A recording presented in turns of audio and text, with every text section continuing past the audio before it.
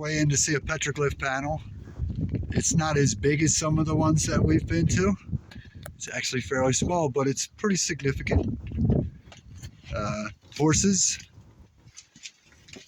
kind of dated, and dogs.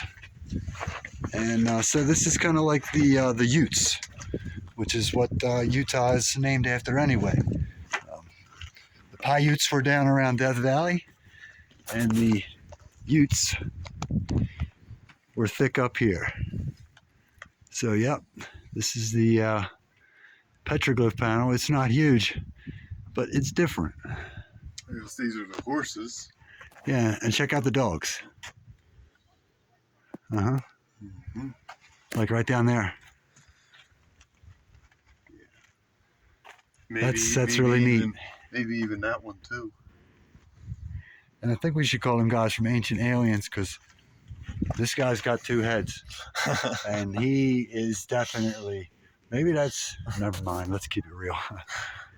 It's nice. Let's be respectful, right? Make a joke later. And this horse over here, though, straight up, this guy's riding a brontosaurus.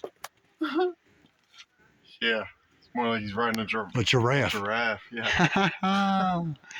Anyway.